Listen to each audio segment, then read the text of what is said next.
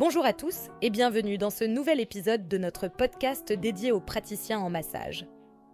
Aujourd'hui, nous allons aborder un sujet crucial. Comment fidéliser durablement vos clients après une cure de massage? En tant que praticien, vous savez que les clients de cure de massage représentent une véritable opportunité pour votre entreprise à différents niveaux. Ils vous assurent un chiffre d'affaires important sur plusieurs semaines, ils vous permettent d'obtenir de réelles transformations que vous pouvez communiquer pour développer votre notoriété. Et ils amènent plus de stabilité à votre activité. Cependant, une fois la cure terminée, il peut se passer plusieurs mois ou années sans que votre client revienne chez vous. Pour vous aider, voici comment fidéliser vos clients qui ont pris une cure durablement en 3 étapes. La première étape pour fidéliser vos clients cure, c'est de bien connaître votre parcours client. Déroulez le scénario de prise en charge de vos clients pour vérifier où celui-ci peut être optimisé. Le fait de dérouler votre parcours client spécifique vous permet d'observer à quel moment votre expérience laisse à désirer. En analysant correctement ces moments, vous pourrez améliorer votre expérience client, ce qui aura un impact direct sur le nombre de clients que vous arriverez à fidéliser. Alors, pour bien dérouler le scénario, vous pouvez vous poser les questions suivantes. Que se passe-t-il avant leur visite? Au moment où ils vous contactent pour se renseigner sur vos services de massage? Comment arrivez-vous à transformer les appels de demande d'information en réservation? Quel est votre taux de transformation de ces appels? De quelle façon sont-ils pris en charge au premier jour de leur visite? Comment se déroule le bilan initial? De quelle façon se déroule l'ensemble des séances qui ont lieu dans le cadre de leur cure? De quoi leur parlez-vous? Comment assurez-vous le suivi séance après séance? Que se passe-t-il à la fin de leur cure? Faites-vous un bilan final? Quel suivi assurez-vous après plusieurs mois? Comment gardez-vous contact avec votre client pour suivre l'évolution de ses résultats dans le temps? Grâce à toutes ces questions, vous pourrez facilement remarquer les points à améliorer dans votre parcours client. La deuxième étape, c'est se demander ce que vous faites durant la cure. C'est capital pour fidéliser vos clients cure, car c'est l'occasion pour vous de montrer votre professionnalisme. Si vous proposez d'autres types de prestations dans votre entreprise, c'est à ce moment du parcours client que vous pourrez travailler votre discours et votre prise en charge afin d'emmener votre client vers d'autres catégories de prestations. Profitez également durant ces séances d'observer les résultats et de souligner les progrès. Votre client sera fier et vous le motiverez durablement. Pensez bien évidemment à prendre des photos avant, après tout, au long de la cure. Ces photos permettront à votre client d'observer factuellement les résultats et leur évolution.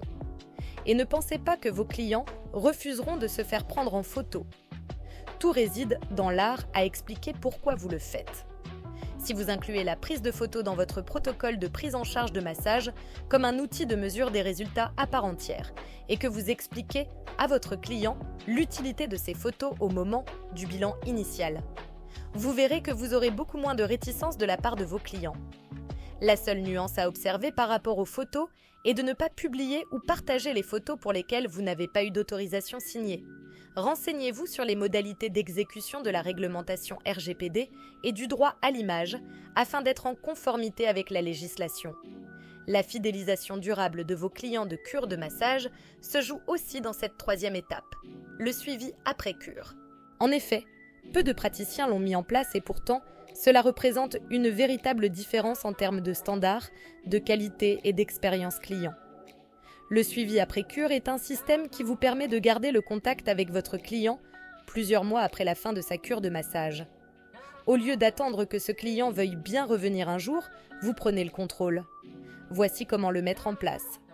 Lors de la dernière séance de la cure, faites un bilan global à chaud. Mesurez les résultats. Partagez les résultats avant-après. Parlez ensuite du suivi. Vous pourriez dire par exemple « Au cours de ces prochains mois, voici ce que je vous recommande » et vous faites vos recommandations. Suite à cela, vous l'invitez à programmer une séance de suivi offerte et n'oubliez pas de donner la valeur de cette séance offerte. Il s'agit souvent de votre diagnostic ou d'un bilan bien-être. Donc, vous pourriez dire dans cette situation « J'aimerais vous revoir d'ici à 3 ou 6 mois lors d'une séance de suivi. Cette séance vous sera offerte. À cette occasion, nous verrons et vous lui expliquez en quoi consistera cette séance. Il est important ici de proposer à votre client de programmer cette séance dès maintenant, dans 3 ou 6 mois.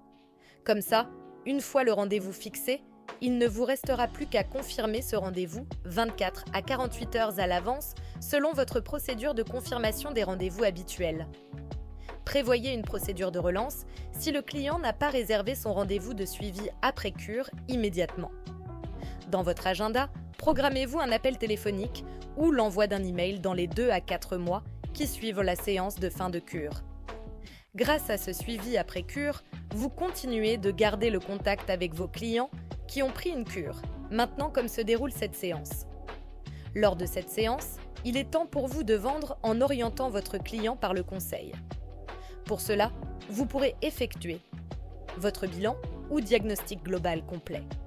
Prenez les mesures et les photos à 3 ou 6 mois après la cure et montrez-lui le comparatif. Préparez également la recommandation des prestations à suivre pour votre client selon ses priorités du moment. Proposez-lui de réserver pour là où les prestations dont il a besoin, massage, soins, etc. L'idée n'est pas de vendre à tout prix, mais de proposer ce que vous pensez pouvoir être utile pour le client.